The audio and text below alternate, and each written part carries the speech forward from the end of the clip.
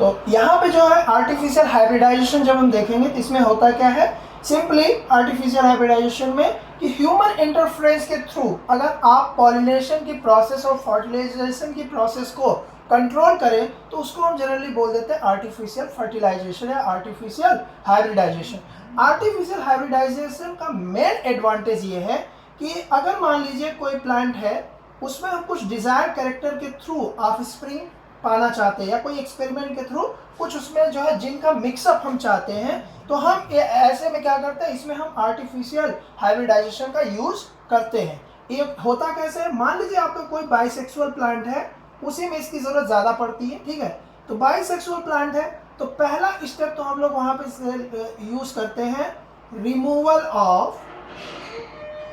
Of stamen, ठीक है। क्या करते हैं, अगर कोई बाइसेक्सुअल फ्लावर है उसमें आर्टिफिशियल हाइब्रिडाइजेशन हमें कराना है तो सबसे पहले हम क्या करते हैं, रिमूवल ऑफ स्टेमेन, जिसको हम लोग बोलते हैं इमैस्कुलेशन। याद रखेंगे इसे हम लोग क्या बोलते हैं, emasculation. So we call this process emasculation, ठीक है।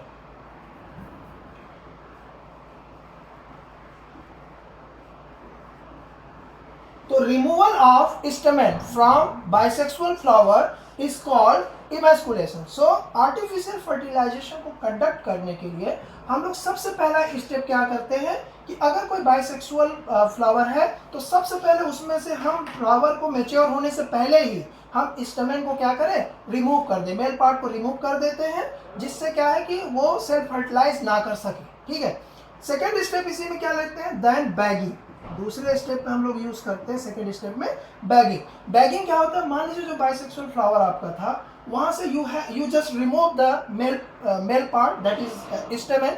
सो when you remove the male part, okay, so you have to cover with a butter paper female part of that flower. So जो पिस्टिल होता है, पिस्टिल को हम लोग butter paper के use से क्या करते हैं, उसको कवर कर देते हैं कि जिससे बाहर से कोई जो है कोई पॉलन उस पर आके फर्टिलाइजेशन का प्रोसेस ना कर सके, ठीक है। तो बैगिंग क्या होता है कि पिस्टिल को हम butter paper, mostly butter paper सबसे ज़्यादा यूज किया जाता है, ठीक है।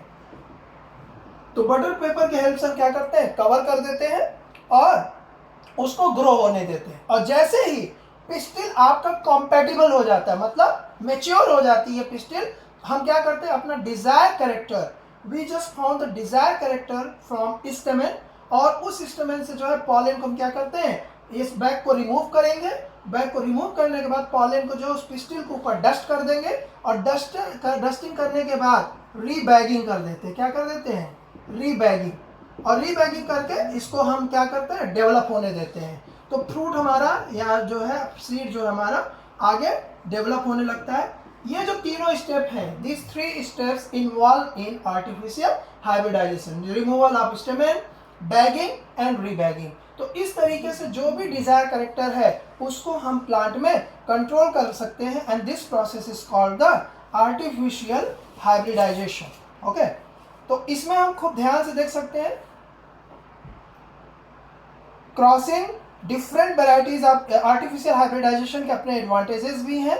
तो crossing different varieties of species hybrid individual with desirable characters of the parent plants, ठीक है।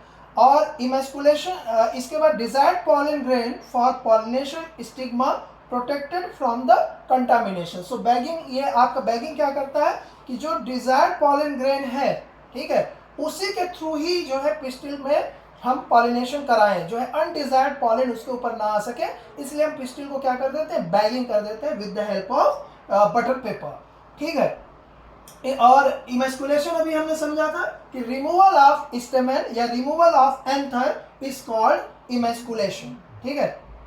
चलिए अब हम यहाँ पे जो है नेक्स्ट टॉपिक यहाँ पे कवर करेंगे आपका जो है डबल फर्टिलाइजेशन। अब हम अभी तक हमने क्या देखा कि पॉलिनेशन का प्रोसेस हमने कंप्लीट कराया, पॉलन जर्मिनेशन जिसको हमने स्टडी किया inside the pollen pistil interaction.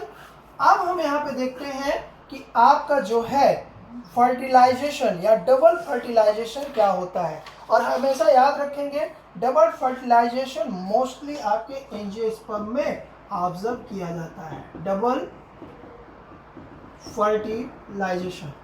और क्यों हम जो है जो एंजियोस्पर्मिक प्लांट है उसमें जो फर्टिलाइजेशन होता है उसे क्यों डबल फर्टिलाइजेशन कहते हैं, we will discuss in this topic, under this topic.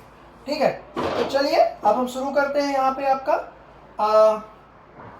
तो जो डबल फर्टिलाइजेशन है इसमें हम क्या देखेंगे कि अभी हमने देखा था कि जैसे अब यहाँ पे हम बना ले रहे हैं, that is the female gametophyte. ठीक है, इसमें मैंने बना दिया ये एक सेल, थोड़ा सा बिगर बना रहे हैं जिससे क्लियर हो। एक सेल, यहाँ पे बीच में आपके दो जो है पोलर न्यूक्लियाई थे, इस साइड में आपकी 3 एंटीपोडल्स थी। क्या थी? Antipodals, 3 antipodals, and this is the polar nuclei, polar nuclei. अभी हमने पॉलन पिस्टल इंट्रैक्शन में क्या देखा था कि यहाँ पे जो सिनर्जिड सेल थी, कौन सी? सिनर्जिड्स, ये क्या कर रहे थे? पॉलन ट्यूब हमारा आ रहा था, पॉलन ट्यूब इस तरीके से, ठीक है, यहाँ ऐसे पहुंचा था। यहाँ पे आपका प्राइमरी न्यूक्लियस और यहाँ पे आपका क्या था? Secondary nucleus, both.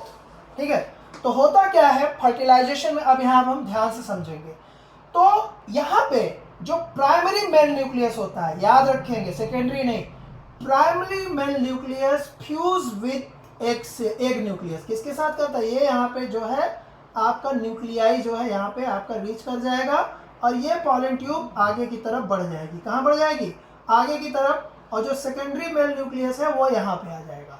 So this one is secondary mail nucleus and यहाँ पे ये प्राइमरी वाला जो है यहाँ पे चला आता है, प्राइमरी मेल न्यूक्लियस। ठीक है, अब ये दोनों primary male nucleus fuses with the egg nucleus, egg cell nucleus, और ये दोनों फ्यूज करके बनाते हैं zygote. Primary male nucleus plus egg cell, ठीक है, एग, ये आपका क्या बनाता है? जाइगोट। लिख लेंगे इसको एक जगह ऐसे ही फॉर्मुलेटेड करके। ठीक है, इसको हम लोग बोलते हैं ट्रू फर्टिलाइजेशन, और यही आपका होता है क्या?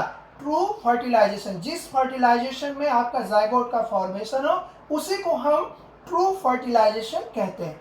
एक तो ये हो गया। अब सेकेंडरी न्यूक्लियस जो है वो आपके जो दोनों पोलर न्यूक्लियाई होती हैं, इन पोलर न्यूक्लियाई के साथ जाके फ्यूज करता है। किसके साथ? यहाँ पे क्या लिखेंगे? Secondary mail nucleus fuses with 2 polar nuclei, fuses with 2 polar nuclei, और ये जो बनाता है ये 3n स्ट्रक्चर बनाता है। क्यों? Secondary nucleus is haploid and 2 polar, so 2 haploid, तो यहाँ पे कितने हो जाएंगे? 3n। इस प्रोसेस को, इसी 3n की वजह से हम लोग कहते हैं ट्रिपल फ्यूजन। इसी को क्या कहते हैं? Triple fusion. इसे सिंगैमी नहीं कहेंगे, इसे हम लोग क्या कहते हैं? Triple fusion. इसे हम या तो ट्रू फर्टिलाइजेशन कहें या फिर सिंगैमी कहेंगे, लेकिन this one is called triple fusion. और ये जो 3n स्ट्रक्चर बनता है, ठीक है, इसको हम लोग बोलते हैं PEN, प्राइमरी एंडोस्पर्म न्यूक्लियाई। ये जो बनता है, क्या बनता है? ट्रिपल फ्यूजन के बाद क्या फॉर्म होगा? Primary endosperm nucleus. क्या बनता है? Primary endosperm nucleus. तो जो आपका सिंगैमी था, ट्रू फर्टिलाइजेशन था, उससे बन रहा था जाइगोट, और जो ट्रिपल फ्यूजन है उसके थ्रू आपका क्या बन रहा है? प्राइमरी एंडोस्पर्म न्यूक्लियस, जो आगे चल के एंडोस्पर्म बनाएगा, और जाइगोट आगे चल के क्या बनाएगा? एम्ब्रायो। ठीक है, सीड में यही 2 इंपॉर्टेंट पार्ट होते हैं, एंडोस्पर्म एंड एम्ब्रायो। ठीक है, अब देखिए, एक तो ये पहला था और दूसरा ट्रिपल फ्यूजन। तो यहाँ पे 2 तरीके की यहाँ पे फ्यूजन देखने को मिल रहे हैं, इसलिए इस प्रोसेस को हम लोग क्या बोलते हैं? Double fertilization, and discovered by Navashin, a scientist name TS Navashin, जिन्होंने इसको डिस्कवर किया था। ठीक है, चलिए इस टॉपिक से अगर कोई क्वेरी हो तो प्लीज पूछ सकते हैं। ठीक है, डबल फर्टिलाइजेशन, एनीवन?